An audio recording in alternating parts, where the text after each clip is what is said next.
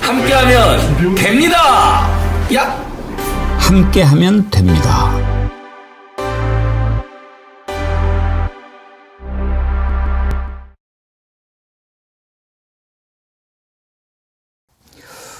여러분 안녕하십니까, 백운기입니다. 어제 헌재에서 나온 두 가지 판결은 시사하는 바가 매우 큽니다.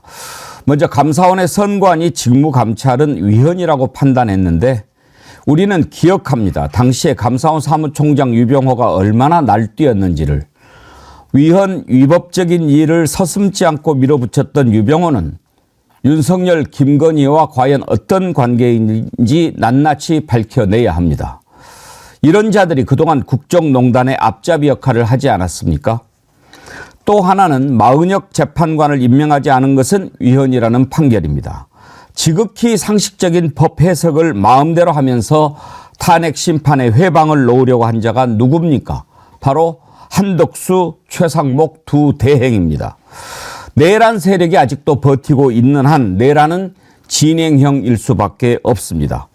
헌법을 위반한 한덕수 총리는 당장 파면해야 하고 최상목 대행은 즉각 마은혁 재판관을 임명하고 바로 물러나야 합니다. 헌법재판소가 그나마 대한민국 양심의 마지막 보루가 되고 있습니다. 생방송 배국의 정치 1번지 출발합니다. 예, 정어리몰에서 준비한 녹용쌍화 골드 특별 판매 기간, 원래 오늘까지로 하려고 했는데 다음 주 월요일이 대체 공휴일이라서 주말까지는 계속하도록 하겠다고 합니다. 여러분들 다 이번 기간 안에 구매해 주시기 바랍니다. 워낙 가격이 좋고 또 유통기한이 넉넉하니까 많이 구입하셔도 좋을 것 같다는 말씀 드리고요. 이렇게 좀 요즘에 일교차가 심한데 이럴 때 아침 저녁으로 하나씩 드시면 면역력 강화에 아주 도움이 될 겁니다. 녹용이 들어있는 쌍화탕, 이게 9,900원은 말이 안 되는 가격이죠. 여러분께만 특별히 드리는 겁니다. 정어리몰 도다리 쑥국도 여러분 많이 사랑해 주십시오. 살아있는 생도다리를 바로 손질해서 보내드리는데 제가 먹어봤는데 정말 살이 좋더라 하는 말씀 드리니까요. 맛있게 드시기 바랍니다. 오늘 함께 하실 패널 소개합니다. 김유정 전 국회의원님, 김정욱 전 민주연구원 본장님 어서 오십시오. 네, 안녕하세요. 김용남 전 의원님도 곧 합류할 것입니다.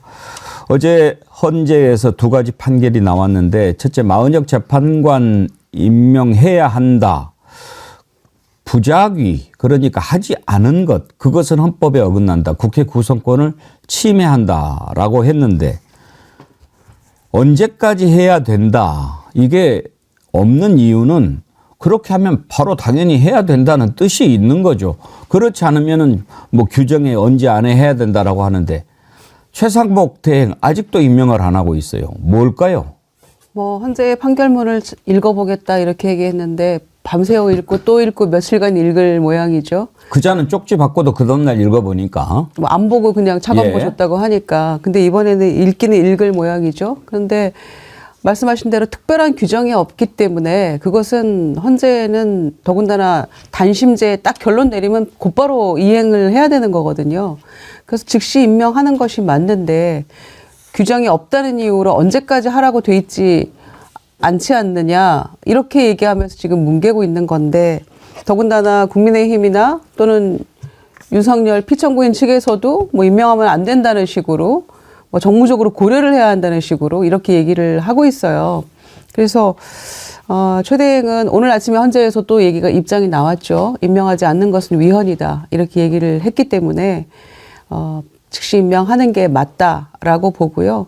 국민의힘에서 애초에 3명의 재판관을 임명하지 않아야 한다. 임명하는 게 위헌이다라는 궤변을 늘어놓았었는데 역시 이번에 헌재 결론에 대해서도 임명하면 안 된다라고 끝까지 주장하고 있거든요. 그러니까 이런 모습들은 마치 윤석열 탄핵 심판 선고 결과에도 전혀 승복하지 않겠다는 그런 모습을 저희가 미리 보는 것 같은 느낌이어서 굉장히 불편합니다. 이미 진작에 헌법을 위반했죠. 최상목은 탄핵돼야 되죠. 그럼요. 원래대로 하면 탄핵을 했었어야 되는데 여러 가지 이제 한덕수 총리에 대한 탄핵, 그래서 이제 민주당이 계속 탄핵만 할 거냐라고 하는 프레임 때문에, 때문에 국정 운영의 안정성이라는 측면 때문에 민주당이 그동안 탄핵을 자제해 왔던 건데, 어제 판결에 의해서 왜 니네들이 국회 권한을 갖다 침해하고 있느냐. 그러니까 침해하지 말고 임명해 그냥 이렇게 얘기를 한 건데, 오늘도 보면 임명을 할지 안 할지 결정을 못 하고 있는데요. 이게 이 관료 출신들의 가장 좋은 방법 중에 하나입니다. 그러니까 뭘 안 하는 게 리스크를 관리하는 거예요. 그러니까 최상목 권한대 입장에서는 판단 안 하고 있는 게 나은 거죠. 그러니까 뭐 여러 가지 자기 논리는 있을 겁니다. 한덕수 총리가 탄핵될 건지 안 될 건지도 지켜봐야 되는 거고, 그다음에 대통령의 탄핵이 인용될 건지 안 될 건지도 지켜봐야 되고, 국민의힘이 어떻게 주장하는지도 지켜봐야 되고, 민주당 얘기도 다 지켜봐야 되고, 이런 상황에서 내가 뭔가 결정을 하게 되면 오히려 내가 공격을 받을 수밖에 없겠구나라는 판단들을 할 거라 생각이 들고, 제가 볼 때 가장 큰 문제는 여전히 이 최상목 권한대행 같은 경우는 윤석열과 국민의힘의 아바타 같이 행동하고 있다는 거죠. 국민의힘이 임명하지 말라고 해서 주장하고 있는 거 아니겠습니까? 아마 용산의 의중도 들었겠죠.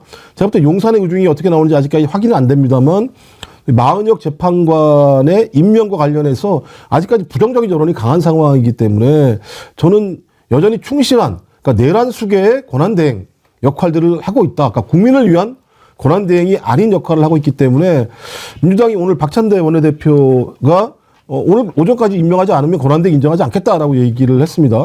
저는 다시 한번 소위 권한대행을 탄핵하지 않기 위해서라도 최상목 권한대행이 헌법재판소가 결론을 내린 부분에 대해서 따르는 것이 저는 헌법 앞에 맹세했던 공무원들의 올바른 자세라고 생각합니다. 이런 자가 제일 악질이죠. 지금 최상목 뭐가 예뻐서 탄핵을 안 하는 줄 아십니까? 그나마 지금 한덕수 탄핵하고 어느 정도 좀 안정적으로 가야 되니까 그거를 지금 어떻게 해서든지 좀 안정적으로 가보려고 하고 있는 거지, 잘해서 그러는 것 같습니까? 참 이자도 악질입니다. 착각하는 것 같아요. 착각하는 거죠. 가만히 있으면 중간 간다 이런 말도 있는데 지금 임명 안 하고 가만히 있으면 이거 위헌입니다. 그러니까 아직도 내란이 진행형이라는 겁니다. 이런 자들이 버티고 있는 한 내란이 정리가 될 수가 없는 거지요. 민주당이 오늘 오전까지, 오늘 오후 2시에 국정협의회가 있지요. 2시에. 여기에 이제 참석을 하게 되는데 그 전에 임명해야 된다라고 했는데 헌법재판소가 분명히 밝혔어요. 이거 하지 않은 것은 헌법을 어긴 것이다. 들어보시죠.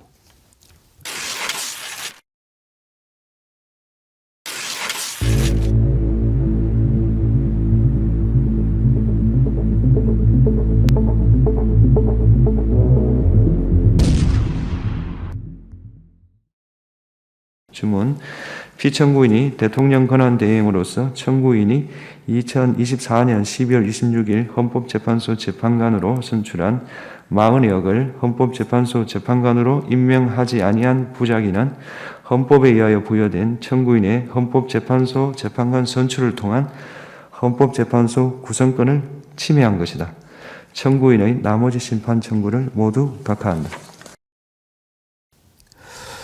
그러니까 지금 우리가 이 부분을 살펴봐야 됩니다. 왜 최상목이 바로 임명을 안 하는가?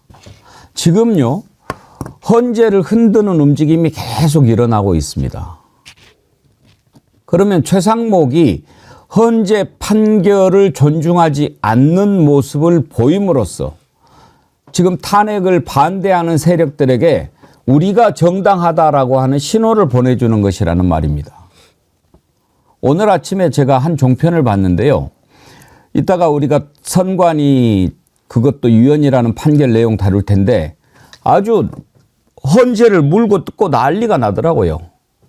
그러면은 선관위는 누가 감찰하느냐, 누가 그러면 들여다보느냐, 선관위 지 마음대로 하는 거 아니냐, 막 이렇게 선관위를 비판하는 척하면서 헌재를 공격해요. 왜 그렇습니까? 이제 윤석열 파면이 임박하니까 헌재를 흔들어 댐으로써 더 혼란을 부추기려고 하는 그런 의도가 아닙니까? 지금 김유정 의원님. 네. 아침에 제가 그걸 보고 도대체 이 자들이 노리는 게 뭔가 그런 생각이 들었어요. 그렇죠. 그러니까 이 윤석열 탄핵 심판 초기부터 헌재가 공정하냐 이 공정성 가지고 엄청나게 시비를 걸었잖아요. 그리고 심지어는 재판관 개개인에 대해서도 온갖 무슨 뭐 회피 촉구 의견서, 그다음에 뭐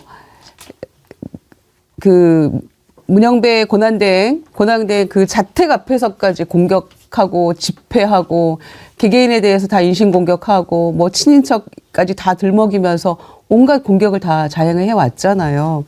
이제 그게 마치 헌재가 어떤 결론을 내려도 이게 신빙성이 없다, 이게 문제가 있는 것이다라는 것을 미리 계속해서 처음부터 빌드업해놓은 과정이라고 저는 보여지는데, 서부지법 폭동 이후에도 헌재에 대한 공격 뭐 이런 거를 모의하고 이랬던 건들이 수십 건이 돼가지고 경찰 수사도 하고 있는 중이잖아요.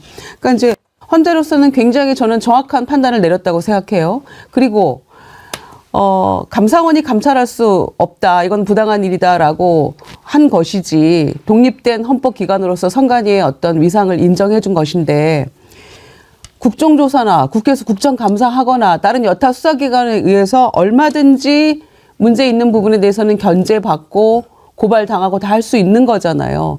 그런데 마치 감사원에서 감사하지 않으면 선관위는 누구도 견제할 수 없는 양, 그렇게 공격들을 하고 있는 것이, 그걸 돌려서 헌재가 그래서 잘못된 판결을 내린 것이고, 이 잘못된 판결을 미루어 보건대 윤석열에 대해서도 굉장히 편향적으로 판단을 내릴 것이다라고 애둘러서 지금 공격을 하고 있는 거잖아요. 그러니까 누가 봐도 눈에 빤히 보이는 것인데, 저는 감사원에서 매우 온당한 헌재에서 판결을 내린 거라고 생각하고요. 왜냐하면은 이거는 감사원을 위해서도 정확한 판단을 내린 거라고 봅니다. 완전히 그 윤석열 대통령 지시사항의 어떤 행동대장처럼 지금 이 정권에서 그렇게 하수인으로 정치적 도구로 전락해 버렸잖아요. 그것에 대해서 명확하게 이건 잘못된 것이더라고 짚은 것인데, 그거를 돌려서 그냥 헌재를 시쳇말로 돌려까는 도구로 지금 이용을 하면서 공격을 하고 있는 거죠. 그러니까 이것도 또 하나의 헌재 판결에 대한 불복 빌드업 과정이다라고 보여집니다.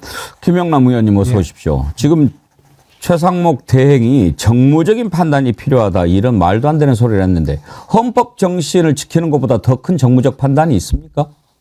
아니, 헌법재판소는 우리나라 최고의 사법기관이잖아요. 최종적으로 사법적 판단을 내리는 곳인데, 사법적 판단에 대해서 정무적 고려를 어떻게 해요? 예를 들어서 어느 정치인에 대해서 최종적으로 형을 선고했어. 뭐 징역 2년이 됐던 뭐가 됐던. 근데 징역 선고가 되면 이제 최종심이면 수감 절차에 들어가야 될 거 아니에요? 근데 그 정치인이 내가 그 수감 생활을 할지 말지는 좀 정무적으로 고려해보고 결정하겠다. 그럼 그건 말이 안 되는 거잖아요. 똑같죠. 다음 달쯤 있을 탄핵 심판에서 탄핵을 인용하는, 그러니까 파면하는 결정이 나왔어. 근데 파면 결정에 대해서 윤석열 피청구인 본인이 내가 이거를 그 파면을 할지 받아들일지 말지는 내 정무적으로 고려해 본 다음에 결정하겠다. 이것도 말이 안 되는 거죠. 그렇죠. 아니, 그러니까 우리 법률상은 명백합니다. 헌재의 결정이 있으면 즉시 그거에 대해서는 따라야 돼요. 그건 정무적 고려라는 말이 나올 수가 없어요, 그거는. 근데 평생 공무원 한 사람이 왜 저렇게 말도 안 되는 소리를 할까? 뭐 몇 가지 이유를 그냥 추측해 볼 수는 있겠죠. 일단은 1차적으로 헌재의 최종적인 그 국가 최고의 사법기관으로서의 권위를 부정하는 거. 뭐 그래서 탄핵 결정에 대해서도 다른 소리를 유도하거나 뭐 어떤 탄핵 반대 집회를 인용 결정 이후에도 유도하기 위한 복선이 깔려 있는 것인가 라는 생각도 해볼 수가 있고, 또 하나는 최상목 권한대행이 스스로 탄핵을 좀 유도하는 건가? 뭐 이런 생각도 좀 들어요. 예. 탄핵, 거듭되는 탄핵으로 이제 30번째 탄핵 소추의 대상이 되자. 그래서 뭐 최후별 내내 얘기한 거 있잖아요. 뭐 지금 29번 탄핵을 남발하고 뭐 입법 폭주하고의 한술 더 보태주는 이른바 희생타를 치는 이런 거로 역할 분담을 논의한 건가? 뭐 이런 그 생각까지 듭니다. 정도까지 굴릴 짱구는 아닌데 머리는 큰데 그 정도까지는 아닌 것 같고 제가 가장 우려하는 게 바로 그 부분이거든요. 지금 마은혁 재판관 임명하나 하는 것 안 하는 것과 윤석열 파면과는 사실 큰 상관이 없습니다. 그 전에 임명을 했다라고 한다면 그때는 이제 구인으로 탄핵 절차가 진행이 돼서 더 부드럽게 진행이 됐을 테지만 그때 이제 시비를 걸었기 때문에 한텀 쉬었다가 이번에 이제 결정을 내린 것 아닙니까? 그런데 지금 만약에 마은혁 재판관이 들어오면 그러면 전부 변론 다시 해야 되느냐? 그렇지 않습니다. 본인이 회피하면 되는 거예요. 그러면 그냥 8인으로 가도 되는 겁니다. 아무런 영향을 미치지 않을 수 있는데 그걸 뭘 정무적 판단을 합니까? 제가 가장 우려하는 게 김용 원장님. 네. 지금 김용남 의원님 말씀하신 대로 지금 대통령 권한 대행으로 있는 자가 헌법재판소 판결을 즉각 따르지 않는 모습을 보임으로써 앞으로 헌재 판결에 대해서 아니 대통령 권한 대행도 뭐 마음대로 하던데 이런 식으로 나오면 어떻게 되냐 이겁니다. 일단 이미 국민의힘에서나 극우층에서는 가루를 만든다 그러잖아요. 헌법재판소가 지금까지 한 행동을 보면 만약에 탄핵 인용하면 가루를 만들 거야. 그러면서 뭐 허영 헌법학자 얘기를 따르고 그다음에 그걸 또 전한길이라는 강사가 얘기를 하면서 그러니까 헌법에서 결정한 사항들을 집행하는 건 소위 모든 국민들이 지켜야 될 가장 기본적인 원칙입니다. 그러면 국민의힘도 마찬가지입니다만 권성동 원내대표가 임명하지 마 이렇게 얘기를 하고 앉아 있어요. 아니 헌재가 결정한 사항은 집행하라고 하는 게 맞는 것이고 집행을 하고 난 다음에 거기서 벌어지고 있는 사태에 대해서 얘기를 해야 되는데 한쪽에서는 구구 집단 계속 선동해서 가루를 만들겠다고 얘기하고 있고 국민의힘 같은 경우는 계속 마은혁 헌법재판관 임명하지 않는 게 맞다라고 얘기하는 상황이고 여기에 부안해동에서 최상목 권한대행은 그러니까 국민과 헌재의 결정보다는 윤석열 또는 용산 또는 국민의힘 이 주장하는 부분과 관련해서 아무런 결정을 하지 못하는 상황이라면 최상목은 아까도 말씀드렸습니다만 국민을 위해 존재하는 행정수반 직무대행이 아니라 윤석열과 국민의힘 또는 극우층의 입장을 대변하는 상황에 처해 있는 거다. 그래서 저는 오히려 국민의힘이 진짜 이 머리를 굴린다면 그냥 마은혁 재판관 임명해라라고 해놓고 또 계속 딴지 걸면 되죠. 왜 이 사람은 탄핵 심판에 들어가게 하기 위해서 갱신 절차 밟아야 되는 거 아니면서 계속 딴지 걸어가지고 시간 막 끌고 시간 끌면서 이재명 사법리스크 또 계속 운운하고 이렇게 하면 되는 상황인데 저는 왜 이렇게 안 하는지 좀 이해는 안 되는 측면이 있습니다만 뭐 아마 헌재를 못 믿으니까 헌재가 임명을 하고 나면 야, 너 심의 안 했잖아. 마은혁은 빠져. 이것 때문에 두려워서 이러는 것 같은데요.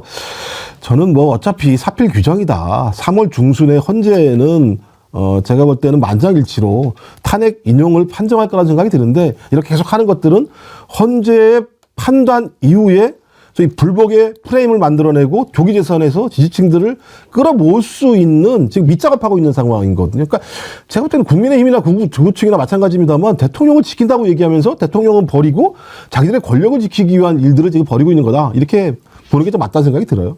이렇게 대놓고 법을 무시하는 대통령 권한 대행 정말로 대통령 권한 대행으로 인정할 수가 없습니다.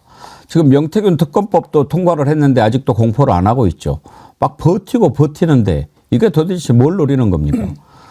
어제 국회 통과됐는데 김용남 의원님 개혁신당도 찬성했더라고요. 사실 이준석 의원이 명태균과의 친밀한 관계가 있잖아요. 그런데도 개혁신당은 찬성을 했더라고요. 그걸 어떻게 반대를 해요? 그렇잖아요. 국민의힘이 반대하는 거는 하도 걸리는 사람들이 많으니까 그런 거 아닙니까? 국민의힘은 뭐 내친 걸음이니까 계속 가는 것 같고 지금 상황상은 명태균 특검법은 거부하기가 어렵죠. 사실은 검찰에서 너무 오래 시간을 끌었잖아요. 그리고 이거는 누가 봐도 쉬운 수사입니다. 왜냐하면 핵심 사건 관계자가 다 녹음을 해놨고 메시지고 뭐고 다 저장을 해놨어요. 이런 특급 수사 도우미가 어딨어요. 이렇게 예쁜 사건 관계자를 어디서 또 만나요. 그러니까 이건 너무 쉬운 수사인데 지금 몇 달 동안 아무것도 안 했단 말이죠. 그리고 와서 이제는 갑자기 창원에서 서울중앙지검으로 이송해 놓고 마치 이제 새로 시작하는 것처럼 하고 있는데 그것도 이상해요. 사실은 동시다발적으로 충분히 할 수 있는데, 왜냐면 서울중앙지검은 우리나라에서 가장 규모가 큰 검찰청이잖아요. 그만큼 수사 인력도 많아요. 거기 옛날에 특수부라고 불리던 곳은 사실은 평소에는 일 안 해요. 뭐 사건 배당도 거의 안 받는데 뭐 할 일도 없어요. 그러니까 이런 큰 사건 왔을 때 수십 명이 달라붙어서 사건 수사를 신속하게 끝낼 수 있는 곳이라 이송을 보낸 건데, 그럼 빨리 해야지. 왜 오세훈 시장 것만 찔끔찔끔 나오냐 말이죠. 동시다발적으로 해야지. 그리고 무엇보다도 이 사건 수사의 핵심은 김건희잖아요. 공천 개입의 핵심은 김건희잖아요. 물론 부부입니다만 한 사람은 이미 구속이 되어 있는 상태고, 지금 보이는 수사 태도를 봐서는 영 석연치 않아요. 그동안 검찰의 이 사건을 임하는 태도를 보면 이거 마치 큰 건은 잡았는데 이걸 갖고 어떤 이용하려고 하는 거 아니냐라는 의심을 스스로 받을 수밖에 그런 상황을 스스로 만들었기 때문에 이건 특검으로 한번 의혹을 털고 가는 수밖에 없죠. 특검도, 명태균 특검도 사실은 검찰이 그동안 얼마나 붙잡고 있었습니까? 그걸 안 하니까 특검 가는 거는 어떻게 보면 당연한 거 아닌가요? 당연한 거죠. 역대 특검이 한 15번 정도 있었던 것 중에서 거의 40%? 한 6건 정도는 수사 중이거나 수사 유보 상태거나 이런 상황에서도 특검이 동시에 다 이루어졌거든요. 그러니까 검찰 수사 중인데 무슨 특검이냐라고 하는 말은 애초에 성립이 안 되는 거고요. 드루킹 특검 같은 것도 경찰 수사 못 믿겠다라고 하면서 김성태 원내대표가 막 단식하면서 본인들이 따낸 거 아닙니까? 그런데도 그런 전례가 있음에도 불구하고 이렇게 얘기하는 거는 특검 안 된다는 건 말이 안 되고요. 더군다나 그 8명의 수사검사들이 창원지검에 이거 다 의견서 낸 거 아닙니까? 이거 빨리 해야 된다. 김건희 수사해야 된다. 또 김건희가 여론을 유리하게 하는 쪽으로 지시한 정황도 있다. 이렇게까지 다 했음에도 불구하고 이렇게 증거가 차고 넘치는데도 불구하고 수사가 제대로 안 이루어지고 있다는 것에 다시 한번 경악하는 거죠. 그리고 김건희 정도를 포토라인에 세우지 않는 한 검찰 수사의 진정성은 전혀 없다고 저는 생각합니다. 더군다나 김상민 전 검사에 대해서 22대 총선에 김영선 당선되게 도와주면 김영선 의원한테 장관 시켜줄게, 공기업 사장 시켜줄게, 이런 것뿐만이 아니고 또 다른 마산지청의 검사에 대해서도 검사가 출마하는데 도움 주려고 명태균도 만나고 김영선, 그다음에 정정식 의원 다 만났던 것도 최근에 보도가 됐잖아요. 그러니까 이런 일들이 과연 이 한두 건에 그치겠냐는 말이죠. 정말 숨어있는 사건들이 많을 것인데 이렇게 목소리까지 드러나고 몇 차례 그 녹취록을 우리가 뻔히 거의 자백하는 듯한 목소리까지 다 들었음에도 불구하고 검찰이 이거를 아직 김건희 손도 못 대고 겉핥기식으로 겉만 이렇게 하고 지나가는 것, 오세훈 시장의 스폰서 정도 지금 붙들어서 압수수색했다. 그러니까 전혀 의지가 안 보이는 거죠. 그러니까 자기네하고도 뭔가 걸려있는, 그렇게 검사들처럼 총선 그 공천 받으려고 로비했던 검사들도 있고 하니까 본인들도 뭔가 캥기는 게 있어서 멈추는 것 같기도 하고 똑바로 안 한 듯한 모습이 너무 보이기 때문에 빨리 수사해서 김건희를 세우지 않는 한 특검법으로 갈 수밖에 없는 이 당위적인 과제라는 것을 오히려 검찰이 온몸으로 보여주고 있다고 저는 생각합니다. 최상목 대행이 이번에도 거부권 행사하면 최상목 대행 취임 이후 8번째가 되더라고요. 그렇죠. 뭐 기록에 도전해 보자는 거예요? 그렇죠. 아까 말씀하신 30번째를 채우자부터 시작을 해서 본인이 할 수 있는, 그러니까 저는 최상목은 지금 판단을 전혀 하고 있지 않다는 생각이 들어요. 어떤 지시와 지령에 의해서 움직인다는 생각이 많이 들기 때문에, 그렇다 그게 누굴까? 아무리 생각해도 용산이라는 생각이 좀 많이 드는 측면들이 있고요. 말씀하셨던 것처럼 대한민국은 거의 거리공화국이었다. 그러니까 거의 노터치예요. 김건희에 대해서는 아무것도 건들지를 못하는 상황입니다. 차고 넘친다는 정도의 문제가 아니죠. 오죽하면 창원지검에 갔었던 검사 8명이 수사보고서에다 연서명을 해버리잖아요. 연서명했다는 얘기는 뭐냐면 내가 봤을 때 이 사건은 수사 안 하면 안 돼. 내가 다 증거를 봤는데 야 이거 수사는 안 되는데 서울중앙지검은 수사 안 할 수도 있을지 몰라. 그러니까 우리 다 연서명 하자. 야, 한두 명 하게 되면 우리 작살나잖아. 우리 앞으로 검사들 미래가 없어. 8명이 권한까지 분사를 하면서 이거 수사하지 않으면 검찰은 앞으로 존립할 수 없다라고 판단할 정도의 내용들이 좀 나왔다고 생각이 들고 야, 이게 내용만 나온 게 아니고요. 녹취가 다 나왔잖아요. 종편에 나오는 보수 패널들은 그 2022년이니까 당선자 시절이잖아. 그래서 무슨 당선자 시절이야. 2024년도 나왔는데 제발 좀 물타기 하지 말고 그러니까 이런 정도의 상황이 나왔고 그다음에 대통령이 국민 앞에서 거짓말했잖아요. 윤상현이 전략공천위원장이었어요? 나는 정진석인 줄 알았는데 또 통화 녹취 내용에서 윤상현이 전략공천위원장 다 얘기를 하는 상황이잖아요. 그렇다면 끊임없이 국민들한테 거짓말을 했습니다. 그리고 거짓말을 한 이유가 뭐겠습니까? 이런 수사를 무마하기 위해서인데 자기가 다 임명한 사람들이 검찰에 있어요. 근데 어떻게 검찰에서 수사를 맡기겠습니까? 전 그런 의미에서라도 소위 특검을 통해서 이것이 어떤 사건의 실체인지를 밝혀내야 된다. 이걸 밝혀내지 않게 되면 대의민주주의 체제가 다 무너지는 거예요. 그냥 권력을 가진 자들은 자기 마음대로 자기 권한이 없더라도 공천에 개입할 수 있고 자기 새끼 심을 수 있고 이런 것들을 계속 방치한다면 국가가 운영될 수 있겠습니까? 전 그럼에도 불구하고 저들은 자기의 조기 재선을 위해서 특검법 똘똘 뭉쳐가지고 통과 안 시킬 거라고 저는 생각이 듭니다만 아마 이것도 자기들 생각일 거예요. 저는 대통령 탄핵 인용되고 나서 내부에서 조기 재선과 관련해서 갈등이 심해지게 되면 특검법 문제와 관련해서도 아마 태도가 바뀔 수 있을 만한 국민의힘 의원들이 8명 이상도 만들어질 수 있다고 저는 생각을 합니다. 그래서 아직도 내란이 진행 중이라는 겁니다. 김용남 의원님, 지금 경찰 인사도 보면 완전히 용산에 가 있던 자들 다 승진하고 이렇게 하고 있지 않습니까? 이거 뭘 의미하는 겁니까? 아직도 윤석열이 명령 받아서 하고 있다는 것으로 봐야 되지 않습니까? 사실은 제가 그 말씀 드리고 싶었어요. 이번에 경찰 인사를 보면 특히 어느 부분이 주목이 되냐면 왜 관세청 직원들이 연루됐다고 보이는 대규모 마약 밀수 사건이 있었잖아요. 그 수사 덮었잖아요. 근데 그 수사를 덮는데 관여한 자들이 승진을 했잖아요.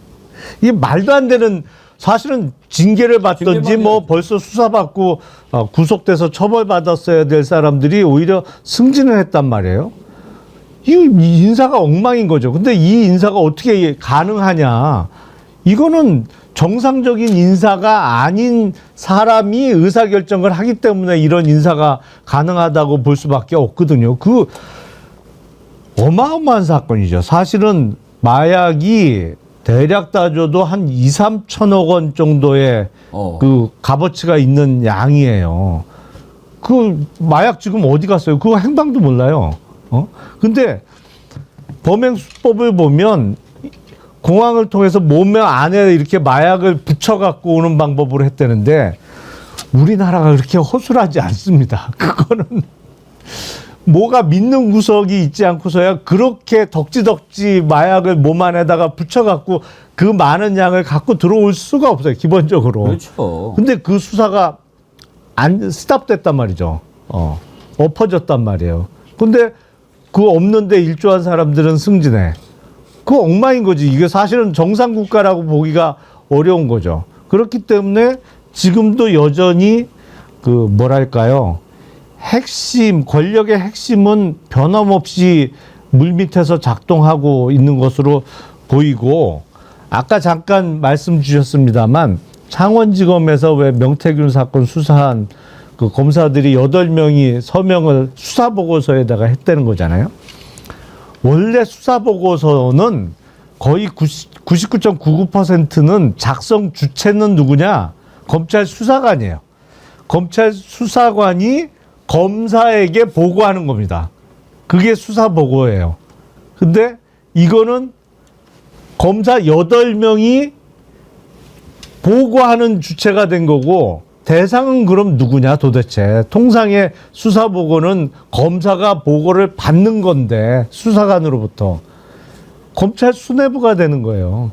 검찰 수뇌부에 대한 일종의 뭐랄까요, 조직적인 항명. 이 사건 여기서 덮으면 다 죽는다, 못 덮는다라는 의지를 수사보고서에 8명의 검사가 직접 서명을 하면서 나타낸 겁니다.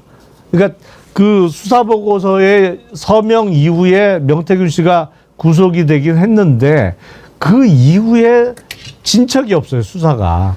아무도 관심 없는 무슨 정치자금, 지방선거 출마 희망자로부터 받았다는 거, 그 이름도 몰라요. 관심도 없어요. 그거 기소한 이후에는 수사 성과가 나온 게 없잖아요. 로즈마리님도요. 경찰들 움직임이 매우 수상해요. 계략을 꾸미고 있는 것 같아요. 키세스 군단 조사 들어가고 극우 집단들은 정광훈 무리들 대학가에서 난동 부리는 인간들 잡지도 않고 불안합니다. 그러시는데 요즘에 정말 경찰들 하는 것 보면 민노총 너네들 뭐 이쪽까지 와야 되는데 여기 넘어섰다고 불러서 입건하고 조사하고 극우 쪽은 들어누워서 난리를 쳐도 가만히 놔두고 이상해요. 이상해. 그러니까 지금 제가 그 국회에 나오는 그 정부 관계자들 표정을 자주 보는데요. 김용현, 여인영은 내란이 일어나기 전에 국회의원들한테 야, 니까지 것들이 나한테 까불어라는 표정으로 계속 반응을 했거든요. 그러니까 내란을 알고 있었으니까 그렇게 했을 거라 생각이 드는 건데 지금 요번에는 정반대로 이호영 소위 그 경찰청장 직무 대리라는 사람이 계속 이 인사 어떻게 된 거야 물어보니까 왜 저한테 그러세요? 저는 협의는 하긴 했는데 잘 모르니까 좀 제발 부탁인데 저한테 물어보지 마시고 정리를 해주세요. 근데 윤건영 의원이 얘기했잖아요. 박현수라고 하는 서울청장이 된 사람이 할 역할이 뭐냐? 저기 조길성 관련해서 국민의힘 또는 용산의 입장에 서서 이걸 관리할 거다라는 거 하나랑 또 하나 내란 수사와 관련해서 압력을 넣을 수 있다. 그다음에 자기들 이익인 알박기다 이렇게 얘기를 했는데 지금 말씀하신 키세스단부터 시작을 해가지고 서울경찰청장이 특정한 방향으로 지금 내란 수사를 몰고 가는 방식들을 보인 게 처음이다라는 생각이 들고요. 조기조선이 벌어지게 된다면 이 부분과 관련해서 소위 이 대선 관련된 수사를 갖다가 일방적으로 한쪽으로 할 수도 있다는 생각이 많이 들기 때문에 이렇게 하게 된 배경은 뭐냐? 전 누가 뭐라고 그러더라도 용산이라는 생각이 드는데 용산이 그럼 일부러 이렇게 했겠는가? 저는 옥중에 가가지고 대통령의 의중을 물어봤겠죠. 대통령이 이렇게 하라고 했으니까 이렇게 했다라는 생각이 든다면 여전히 소위 윤석열, 그러니까 윤건희, 그러니까 깜빵에 있는 윤석열과 깜빵 밖에 있는 김건희가 자기의 죄를 최대한 줄이거나 아니면 방향을 틀기 위한 작업들이 계속 구체적으로 작동되고 있는 상황이라고 볼 수밖에 없다. 그러니 아까 앵커께서 말씀하신 지금은 내란 진행 중인 거예요. 내란이 끝나지 않았다. 여전히 틈틈이 어떤 방식이든지 새로운 것들을 노리려고 하는 기획들이 벌어지고 있기 때문에 저희가 눈 똑바로 뜨고 지켜봐야 되는 거죠. 하여튼 얘기 나온 김에 이 명태균 특검법도 빨리 통과되지 않으면 다 이렇게 저렇게 지금 증거가 하늘로 사라질 판입니다. 최근에 계속 지금 녹취가 나오고 있지 않습니까? 더군다나 김건희 녹취 같은 경우에는 계엄 이후에 통화한 내용이 지금 나오고 있는 겁니다. 그런데 조선일보가 명태균한테 그걸 받고도 보도도 안 하고 그렇게 했다는 거 아닙니까? 이건요 말이 안 돼요. 조선일보 기자가 왜 보도 안 했냐라고 하니까 명태균이 허락을 못 받아서 그러면은 어떻게 공익적인 보도를 할 수 있습니까? 이건 말이 안 되는 거죠. 도대체 무슨 짓을 하려고 했는지 한번 이것도 낱낱이 밝혀야 됩니다. 주진우 기자가 그 조선일보 기자하고 통화를 했던데 그 내용 한번 들어보시죠. 명태균 씨가 구속되기 전에 내가 구속되면 한 달 만에 다 내긴다 하야다 그 얘기를 했잖아요.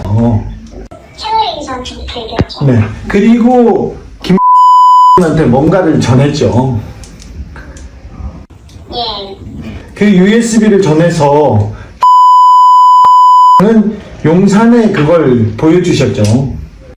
안 보여줬죠. 안 보여줬습니까?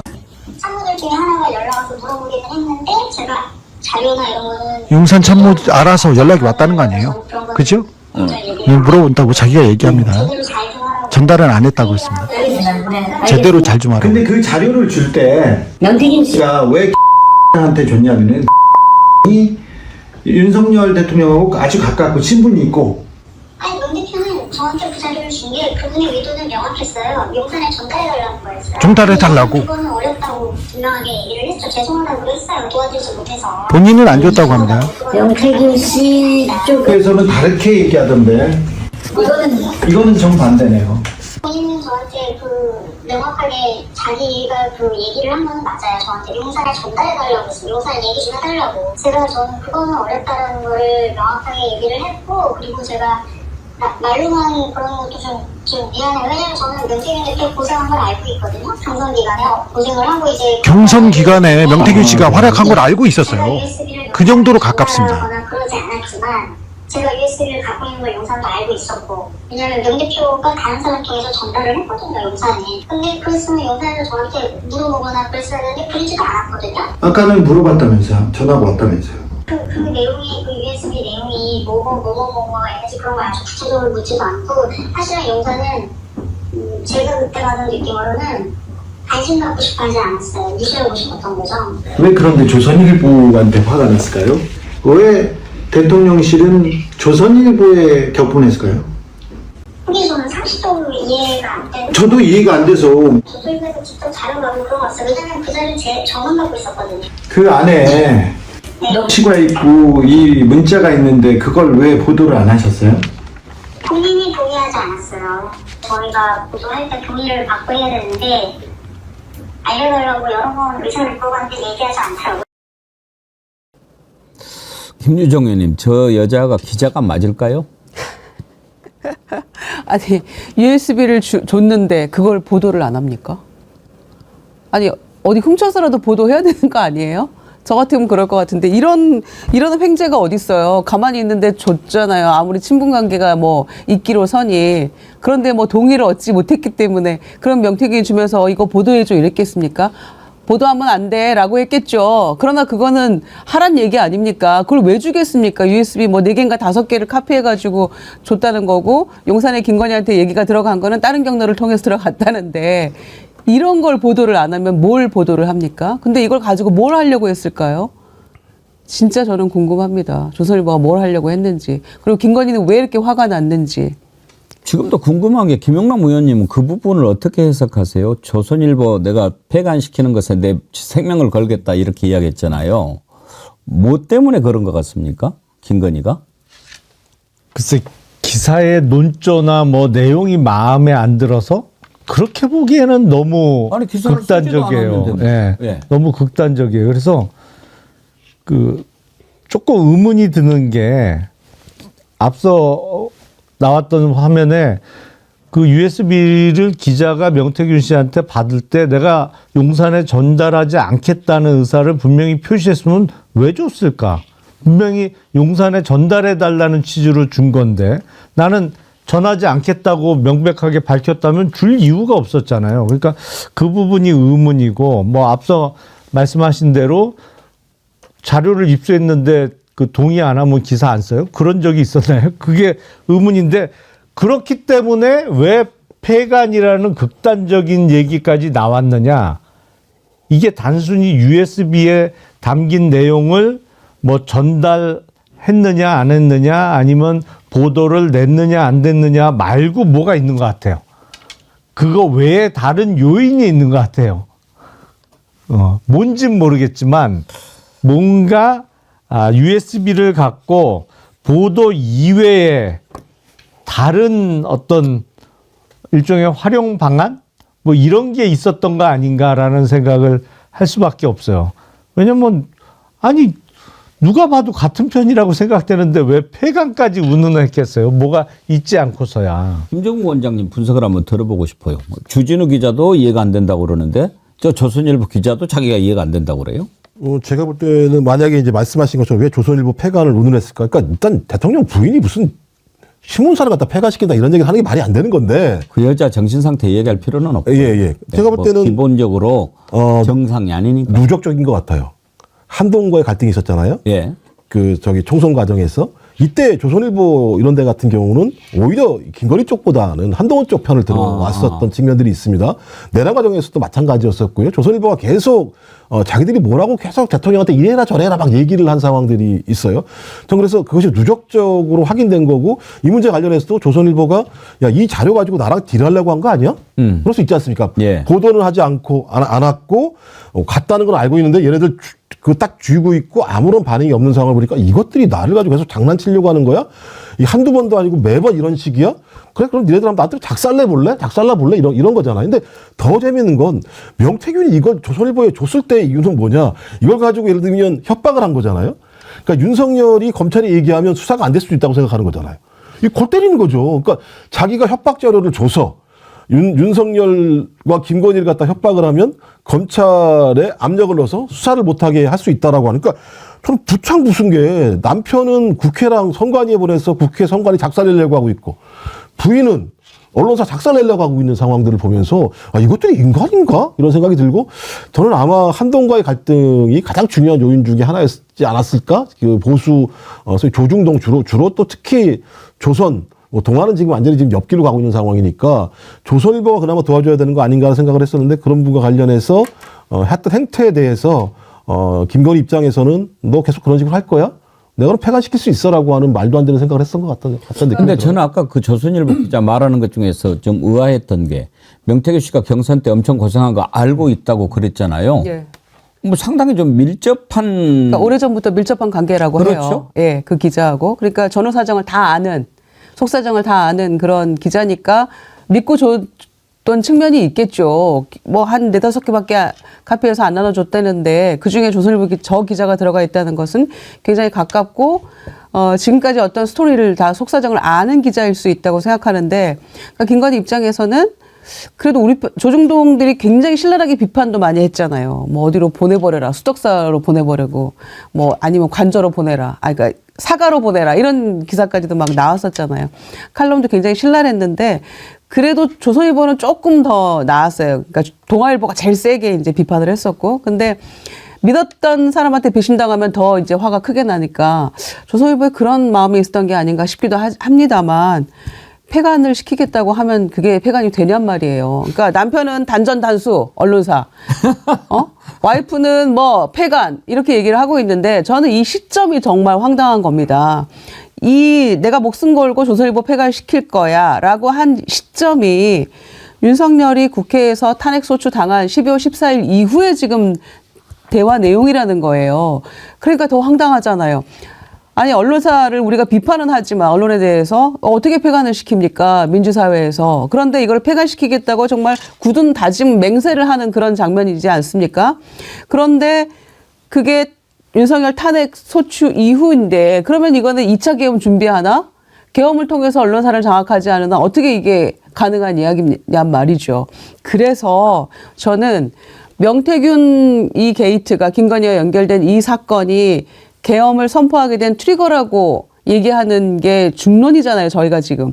그래서 이 사건을 빨리 수사를 하고 이 계엄의 전모를 밝히는데 집중을 해야 되는데 검찰이 저렇게 민기적거리고 있고 말씀하신 우리가 얘기한 것처럼 8명의 검사들이 다 열심히 그 연서해가지고 이거 빨리 해야 된다. 이렇게까지 얘기를 했는데도 창원지검장 윤석열 라인이라는 정유미 지검장은 이거는 솜사탕 같은 사건이야. 부풀려진 거야. 이렇게 한가한 소리 하고 있고 중앙지검으로 일부 보냈지만 겉핥기만 하고 있고 이런 상황인 거죠. 그래서 이 계엄의 전모를 밝히기 위해서라도 김건희의 이 헛소리가 도대체 무엇을 의미하는지 무엇을 어떻게 하려고 했길래 자신 있게 조선일보를 폐간시키겠다라고 큰 소리를 쳤는지에 대해서 알아내기 위해서라도 빨리 이거는 특검으로 가야 된다라는 게 다시 한번 뭐 명확해지는 순간이죠. 진돗개님 추측 어떻게 생각하십니까? 진돗개님이 개인적인 추측으로는 조선일보가 황금폰 녹취 내용을 쥐고 한동훈한테 자기 정권 넘기라고 딜했다고 봄.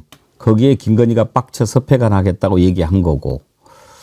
그러니까 조선일보가 저 USB를 갖고도 보도를 하지 않고 뭐 이렇게 갖고 있었다라고 하는 것은 뭔가 이걸 가지고 장난을 쳐보려고 했던 거 아닙니까? 뭐 어렵게 생각할 거는 없죠. 근데 과연 무슨 내용이 들어있고 무슨 장난을 치려고 했던가. 그래서 김건희가 저렇게 난리를 쳤는가. 이게 이제 핵심이죠. 뭐 만약에 그 추측대로 한동훈을 차기에 만들려고 했다면 그 소위 제일 싫어하는데 제일 싫어하는 사람인데 속된 말로 빡칠만 하죠. 조선일보는 윤석열도 자기들이 만들었다고 생각하고 있을걸요. 그리고 이 보수 쪽의 대통령은 우리가 언제든지 우리가 만들고 우리가 물러나게 할 수 있어 이런 생각하고 있을걸요. 뭐 이른바 판을 짠다고 생각할 수도 있겠죠. 그러니까 그게 국민의힘에 아직 뭐 여러 가지 문제가 있습니다만 취약점 중에 하나인데 그 너무 좌우되는 측면이 있어요. 완전히 좀 휘둘려요. 그러니까 그 뚜렷한 어떤 철학들이 없다 보니까 그냥 좋은 게 좋은 거다 그러면서 그 싸우려고 안 하고 그냥 말 들어주고 그러다 보니까 이제는 좌지우지되는 그런 형국이라서 뭐 분명히 그런 문제점이 좀 있습니다. 하여튼 이 말하는 거 보면은 윤석열 싹 다 잡아들여. 김건희 조선일보 폐간시키는데 내 모든 목숨을 걸겠어. 완전히 이 나라의 모든 것들이 다 쟤네들 주머니에 있는 걸로 생각하는 자들이에요. 전도 더 기괴했던 게 확인해야겠습니다만 감옥에서 윤석열이 자기 후계자를 낙점했다는 얘기가 나오는 상황이잖아요. 저 그것도 참 기괴하더라고요.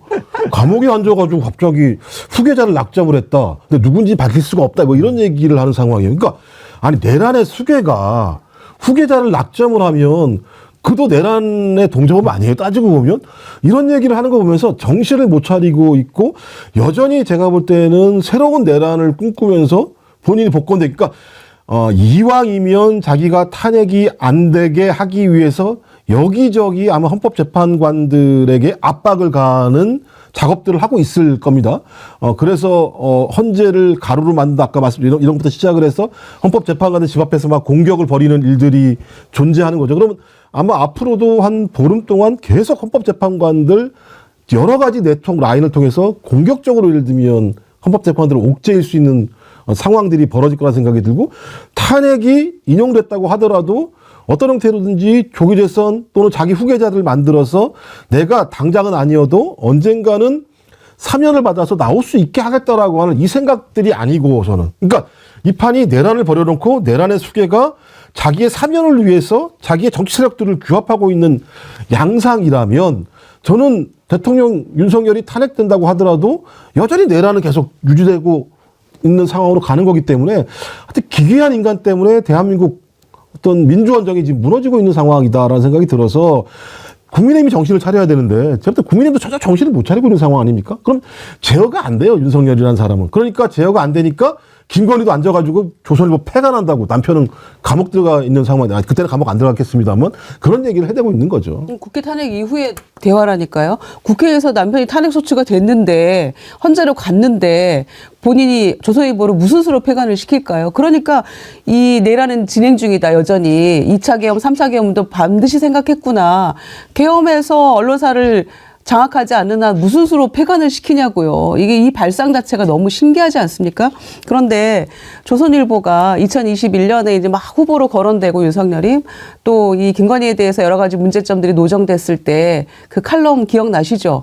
줄님은 어떻고 캔님은 어떠냐? 영부인의 성녀만 하란 법 있냐? 뭐 누구하고 대화하면서 그 칼럼을 썼다는 거예요. 그랬던 조선일보가 이런 녹취록이 이렇게 버젓이 있는데 이걸 그냥 가지고 있다고요? 그러니까 조선일보에 책임이 있는 거죠. 이 정권 탄생에. 그래서 저는 그 안에서도 뭔가 기각이 돼서 정말 나올 수 있다는 생각을 찰떡같이 하고 있기 때문에 개헌 얘기도 하고 이렇게 헛소리를 최우진슬에서 했습니다마는 김건희는 실로 믿고 있는 것 같고요. 그렇게 나오면 개헌을 하겠습니까? 다시 계엄을 하겠죠. 면죄부 받았으니까. 언론이 보도 가치를 평가할 때는 어떤 것이 더 우선하는 이익인가 이거를 판단을 해야 됩니다. 그래야지 무슨 뭐 허락을 못 받아서 만약에 그렇다면 박종철 고문치사 사건 같은 경우에 경찰 허락 받아야 기사 씁니까? 그러면 그걸 밝힐 수 있습니까? 심지어 국가 안보와 관련된 위험한 일도 미국에서 그런 일이 있었어요. 케네디 때. 쿠바에 미사일 배치하는데 그 기사를 뉴욕타임스인가 워싱턴 포스트인가 보도를 정말 망설였죠. 그런데 이것은 보도를 하면 국가안보에 정말 위험한 일이 생길 수가 있지만 이건 국민이 알아야 된다라고 해서 보도를 합니다. 그래서 크게 붙었죠. 대법원에서 어떤 판결이 나왔습니까? 알 권리가 우선이다. 그게 언론입니다. 그런데 이 기자가 어떤 기자인지 모르겠지만 그 기자 혼자 판단했겠습니까? 조선일보가 판단한 거죠. 그 USB 갖고 있는 거 위에서는 몰랐겠습니까? 그걸 가지고 보도도 하지 않으면서 뭐 허락을 못 받아서 했다? 문 닫아야죠. 그거 언론사 아닙니다. 스스로 언론사 아니라고 얘기하는 것과 다름이 없습니다. 지금 그렇게 하고 있는 것이 조선일보의 현실이라는 얘기입니다. 이렇게 지금 막 그 터져 나오는데도 특검도 저렇게 지금 막고 있고 이렇게 되니까 빨리빨리 정리가 돼야 되는데 참 시간이 어떻게 보면 빠르게 가는 것 같기도 하고 더딘 것 같기도 하고 이런 와중에 계속 터져 나오더라고요. 명태균의 녹취로 나왔는데 뭐 윤한홍, 이철규 뭐 지금 막 여러 사람들 이름 나오지 않아요? 근데 윤한홍은 또 뭡니까? 뭐 참 듣기에도 민망한 소리를 했다고 명태균이 전하던데 그거 한번 들어보십시오. 저는 도지사 나갈 생각이 전혀 없습니다. 저는 아무 생각, 욕심이 없습니다. 저는 사모님 옆에만 있는 게 제 행복입니다. 사모가 내고 볼 텐데, 아유, 윤희원은 욕심 없는 사람이에요. 윤한홍이 뭐라 하려고 했더니, 윤한홍이가 제일 많이 알겠는데, 욕심이 안 돼요. 네? 저는 여사님 옆에만 있으면 행복해요. 어? 이건 뭡니까 정말? 아니 왜 남의 마누라 옆에 있어요? 자기 와이프 옆에 있어야지. 그 뭐예요 그거? 아니 자기 와이프한테 내가 당신만 내 옆에 있으면 나는 돼. 뭐 행복해 해도 그거 웬만한 부부간에는 참 손발이 오그라드는 얘기인데. 아이고 참 볼값을 떨고 있어요. 정말 저런 부끄러운 일들이 얼마나 많이 있었을까. 근데 이렇게 아부를 떠는 사람이 소위 찐윤이라 해가지고 윤석열 정부의 핵심적인 라인들을 형성한 거 아닙니까? 그리고 그다음에 김건희 아니 제일 말을 잘 듣는데 아니 윤한홍이라는 사람이 그래서 국민의힘에서 의미 있는 정치인인데 야 쟤는 참 내 말을 잘 들어. 그래서 쟤는 참 괜찮은 것 같아라는 판단. 그러니까 판단을 이렇게 한다는 거잖아요. 제가 능력이 있는지를 판단하는 게 아니라 내 앞에 와서 옆에만 있으면 저는 행복합니다라고 얘기하면 야 쟤는 말을 잘 듣는구나. 쟤는 참 정치를 잘하래야. 그런 애들을 중심으로 두고 국정을 운영했으니 이게 지금 과거로 따지면 진짜 말도 안 되는 이 폐악질을 하는 왕들 아래에서 간신배 노릇하는 자들이 거의 윤석열 정부의 그 골간을 형성을 했고 그 골간의 충성의 가장 중요한 상위가 윤석열이 아니라 김건희였다고 생각을 하니까 얘가 아찔하잖아요. 이게 나란가? 진짜 제가 볼 때는 야 진짜 답답합니다. 진짜 이런 상황을 계속 들으면. 그러니까 김건희는 말할 필요도 없고요. 윤한홍 의원이 진짜 한심한 거 아닙니까? 본인이 경남지사에 대해서 꿈이 있었고 지금 현재 박원순 지사하고 상당한 라이벌 관계였고 그래서 박원순 그 지사도 의원 시절에 후보 이제 입당하는 그 시점에 명태균한테 줄대가지고 아크로비스타 가가지고 술도 먹고 한 거 아닙니까? 그런데 위에서 넘버원이 김건희구나 본능적으로 윤한홍 의원은 알게 된 거고 그래서 그 도지사 출마하지 말아라 이렇게 하니까 그대로 말 잘 들은 거고 그래서 욕심이 없다. 윤한홍은 말도 잘 듣고 욕심이 없다. 이렇게 지금 김건희가 얘기를 하고 있습니다만 그래서 윤한홍 의원이 저는 더 한심한 거예요. 본능적으로 권력이 어디 있다는 걸 알고 이렇게 행동을 한 건데 또 끝까지 말을 잘 들은 것도 아니잖아요. 이 시점, 이 전원하고 명태균이 얘기할 시점이 2022년 3월 8일 시점인데 대선 하루 전날 그해 6월 달에 지방선거 있었는데 그때 재보선 공천도 함께 이루어져서 김영선 선거 나간 거 아닙니까? 근데 그거는 또 김건희 녹취록 들어보세요. 권성동하고 윤한홍이가 반대죠? 이렇게 얘기하잖아요. 그러니까 말 잘 듣는 것도 아니에요. 또 보면. 그런 상황인데 62년생이더라고요. 윤한홍 의원이. 친구입니까? 권성동, 윤한홍이가 권성동이가. 그러니까는 상현이가 공관위원장이니까. 그러니까 부부가 부창부수인데 너무 똑같아요. 이렇게 닮을 수가 있나요? 오늘 아침에 뭐 윤핵관 아들이 마약 던지기 수법으로 뭐 하다가 잡혔다고 그러던데 국회의원 누구예요? 이름 혹시 나옵니까? 그 아름아름 다 알려졌죠. 이 엘모 의원이라고는 나왔는데요. 이 씨예요? 뭐 엘모 의원이면 이 씨밖에 없을 것 같은데 우리나라에서. 이 씨면 뻔한 거 아닌가? 그러니까 그 보면 참 그 마약을 대대적으로 단속하겠다고 했던 정부에서 대규모 마약 밀수 사건에 대한 수사가 중단이 되고 또 누가 봐도 이 정권의 핵심 그야말로 찐윤 중에 찐윤으로 일컬어지던 정치인의 아들은 또 마약 사건에 연루가 되고 참 아이러니해요. 근데 그 제가 알기로는 그 국회 앞에 식당 열었던 그 아들 같아요. 국회 앞에 식당 열었나요? 예, 예. 하여튼 그것도 말도 안 되는 일이 벌어진 건데, 참, 어처구니가 없어요. 어처구니가 없어. 마약과의 전쟁 뭐 이따위 운운한 것들이 다 저그들 마약 챙기려고 했던 거 아닌가 그런 생각까지 듭니다. 뭐 일부 보도에 실명이 나오는데 그렇게 치면 그 마약범들 잡아야 될 위치에 있었던 거 아니야? 현직을 떠났습니다마는 그런 정도 경찰 출신인데 아들이 그러고 있고 마약과의 범죄를 가장 크게 소리 높여 외쳤던 사람은 한동훈 당시 법무부 장관이었죠. 근데 마치 야당이 막 그거 방해한다는 듯이 얘기했었고 총체적으로 책임을 공범들 아닙니까? 책임을 함께 져야 될 사람들인데 가장 못된 짓들은 골라서 지금 그쪽에서 나오고 있다는 생각이 드네요. 좀 이해는 돼요. 자기 주변에 마약하는 사람들이 많으니까. 그러니까 지금 우리나라한테 마약을 하는 사람이 되게 많을 거라고 생각을 하는 거고. 그렇죠. 그다음에 예를 들면 그런 네트워크를 잘 알기 때문에, 그러니까 마약 범죄가 얼마나 무서운지 우리들 같은 민간인들은 잘 몰라요. 그냥 뭐 취해가지고 이렇게 나쁜 짓 하나 보다 생각하지 합니다만 그 마약이 흐르는 카르텔이나 그것의 어떤 돈줄 이런 걸 잘 아는 사람 같은 경우는 이런 내용들이 훨씬 더 잘 알겠죠. 전 그래서 제가 볼 때 지금 벌어진 일을 보면 그러니까 대한민국에서 안 좋은 모든 일들은 소위 찐윤들이 다 하고 있다라고 볼 수밖에 없기 때문에 이참에 진짜 그 내란 수계를 중심으로 하는 찐윤들과 극우층들에 대해서 엄중한 정정을 울리지 않으면 우리 사회가 언제라도 이런 상황과 기회가 벌어지게 되면 이런 일들이 또 반복적으로 될 수 있기 때문에 저는 이번 참에 진짜 거의 싹부터 잘라내는 작업들을 해야 한다고 생각을 합니다. 한 가지 더 짚어보겠습니다. 어제 헌재 판결 가운데 또 하나 의미 있는 판결이 감사원의 선관위 직무감찰 위헌이다라고 판단한 내용입니다. 그때 우리 기억하지요? 선관위 감찰을 시작한 게 2022년 6월 20일이에요. 근데 그 전에 사흘 전에 유병호가 선관위 사무총장으로 임명이 됩니다. 유병호는 바로 그 앞에 월성원전 담당 국장이었어요. 감사원 사무총장이죠. 감사원. 예. 예. 제가 뭐라고 그랬어요? 선관위. 예.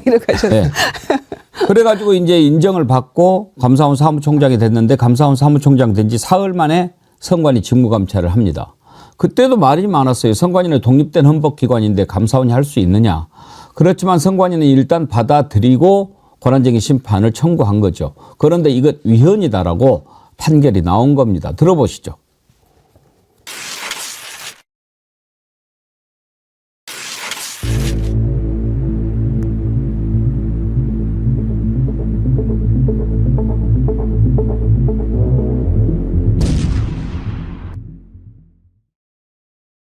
이 사건 직무감찰은 헌법 및 법률상 권한 없이 이루어진 것으로서 위법한 직무감찰에 해당하므로 헌법과 선거관리위원회법에 의하여 부여받은 청구인의 독립적인 업무 수행에 관한 권한을 침해합니다.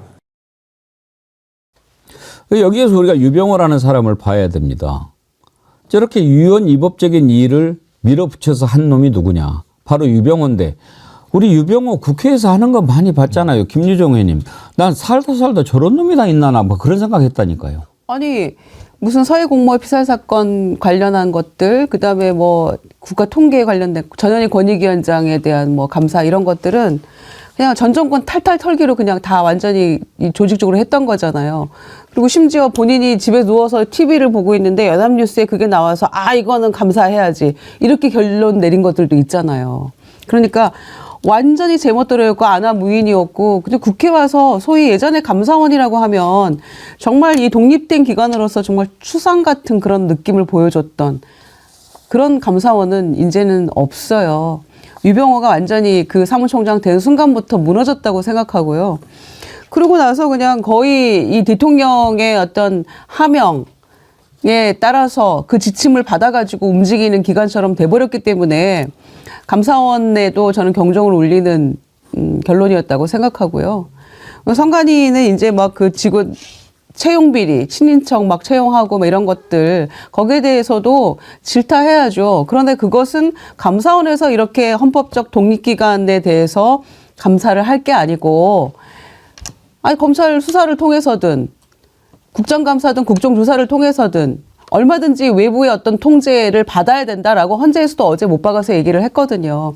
그런데 이제 이렇게 비리가 많은 선관위를 감사를 못하면 뭐 누가 하느냐부터 해가지고 종편에서 떠들어대고 있는 것이고 그래서 이런 결론 내린 헌재가 문제 있다라고 귀결되는 거죠. 그런데 저는 어제 선관위에 대해서 이런 결론을 보면서 그 선관위의 독립성을 이렇게 헌재가 인정했다는 것은 그런 선관위에 계엄군을 보내서 침탈했던 윤석열에 대해서 헌재가 어떤 생각을 가지고 그렇죠. 있는 예, 그 바로 판단을 그 부분을 예, 생각하게 하더라고요. 미리 보여준 거라고 생각합니다. 예. 선관위가 독립된 헌법기관이다라고 명칭을 함으로써 일부러 얘기했잖아요. 내가 선관위에 네. 군대를 보낸 건 맞다라고 네. 얘기했기 때문에 자백. 오늘 이 헌재 결정사항은 위헌적인 행위를 했다라고 하는 부분들을 감사원 직무감찰 대상이 아니라고 얘기하면서 명백하게 한 측면이 있고요. 예. 또는 최재해 감사원장 같은 경우도 지금 탄핵돼 있는 상황인데 저는 이런 일이 벌어졌기 때문에 그러니까 최재해 감사원장 같은 경우는 대단히 얌전한 척하면서 제가 볼 때는 나쁜 짓 다 하는 것 같다는 느낌이 꽤 많이 들었다는 생각인데 이것도 왜냐하면 두 사람이 뭐라 그랬습니까? 감사원은 정부의 뒷받침을 한다라고 얘기했었는데 선관위를 했다라고 얘기하는 건 대통령 의중을 그대로 집행했다는 거거든요. 그러니까 대통령 윤석열은 지금까지 계속 선관위가 부정선거 문제와 관련해서 문제가 있다고 해서 생각을 했는데 그러면 갑자기 이 감사원이 이렇게 이 직무감찰을 하게 된 이 배경에는 감사원 스스로의 판단이라기보다는 윤석열 또는 용산의 판단이 들어갈 수밖에 없었다라고 저희는 추정할 수 있는 거고요. 그렇다면 헌법기관인 감사원은 오히려 그냥 용산의 지부처럼 용산이 하명을 하면 하명 감찰을 갖다 했다라는 것밖에 안 되기 때문에 저는 이것을 용인한 최재해 감사원장 같은 경우도 위법행위를 한 거죠. 근데 유병호 이자가 어떻게 해서 감사원 사무총장이 됐냐면 그 전에 월성 원전 그거 해가지고 확 컸잖아요. 근데 그것도 다 무죄가 났어요. 심지어 이자가 월성 원전 그거 할 때 관련이 있는 두산 에너빌리티 주식을 자식들이 갖고 있는 것이 확인이 되면서 또 이해 충돌 문제까지도 생겼잖아요. 이런 자가 선관위 했을 때 임명된 지 사흘 만에 했을 때 이것은 무언가가 지시에 따라서 했다 이렇게 생각할 수밖에 없는 거 아닙니까? 아니면 임명 전에 다짐을 받았을 수도 있겠죠. 그렇죠. 그러니까 뭐 그 자리 보내주시기만 하면 제가 이거 열심히 하겠습니다. 뭐 이런 충성 맹세 내지는 다짐을 하고 그 자리에 갔을 가능성도 있죠. 근데 이 정부 인사의 특징이 뭐랄까요? 국민의 눈을 신경을 쓰질 않아요. 왜냐하면 적어도 남의 시선, 특히 국민의 시선을 신경 쓰면 그렇게 아나무인처럼 행동할 수는 없거든요. 근데 한결같아 대부분 인사들이 나와서 그게 다 카메라가 비춰지고 또 더군다나 국회 상임위 자리라든지 공개된 회의석상에서 태도가 너무 뭐랄까요 불량하단 말이에요. 그러니까 저거 뭘 믿고 저러나 싶은 생각이 들 정도로 공무원답지도 않고 그리고 어떤 상식 있는 정상인 같지도 않은 모습을 보여주는 사람들이 너무 많아졌는데 문제는 보면 다 사고쳐요. 유병호 이자가 그동안 국회에서 보여줬던 것들 보면 정말 가관입니다. 우습지도 않은 일들이 많아요. 근데 방금 이 정부의 어떤 시스템 얘기하셨는데 저는 윤석열 스타일이 그런 것 같아요. 보면 어떤 장을 모질이를 앉혀놔요. 장을 모질이를 앉혀놓고 그 밑에 딱 핵심을 하나 둬가지고 거기를 통해서 일을 하는 거예요. 그래가지고 무슨 문제가 생기면 발지사장 바꾸고 이런 식으로 하는 거예요. 지금 최재해 감사원장 한눈에 봐도 모질이 아닙니까?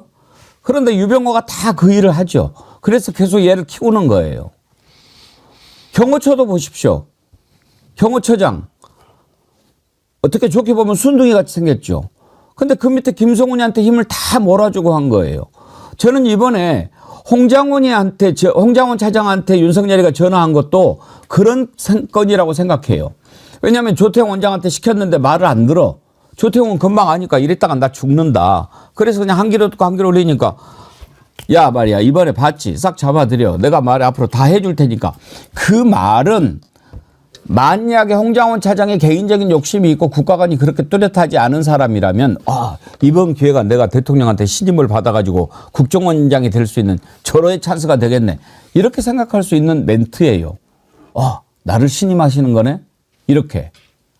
그런데 이거 미친놈 아니야. 이런 일을 하는 데는 어디? 평양 국가보위부밖에 없다. 이런 생각을 갖고 있는 사람이니까 그 말을 안 듣는 거죠. 저는 검찰총장 하는 것도 지금 마찬가지라고 봐요. 하여튼지 바지 같은 놈들을 다 앉혀놓고 그 밑에다 핵심 실세를 두고 그걸 가지고 이용해 먹는 이런 수법이 지금 윤석열 인사 스타일이다. 그렇게 생각이 돼요. 맞습니다. 용산에서 내려보낸 차관들로 차관 정치했잖아요. 차관 정치했잖아요. 네. 그러니까 홍장원 차장 얘기에 따르면은 평양이나 그 북한의 국가보위부에서 하던 일을 윤석열이 지금 하고 있는 셈인데 외려 야당한테 반국가 세력이라고 간첩이 횡행하고 있다고 떠들고 있다고 이런 얘기를 하잖아요. 그러니까 지금 본인이 반국가 세력이 누군지 우리가 다시 한번 알게 되는 순간 아닙니까? 그래서 이 차관 정치하는 걸로 심각한 문제들이 많았었죠. 양평 고속도로 문제도 막 그런 식으로 터졌던 거고요. 하여튼 이번에 딱 정리가 되면 대청소할 때 이렇게 곳곳에 숨어있는 윤석열의 개들 다 정리해야 됩니다. 다 정리해야 돼요. 유병호 이자가 국회에서 얼마나 랄지를 떨었는지 하나만 보시겠습니까?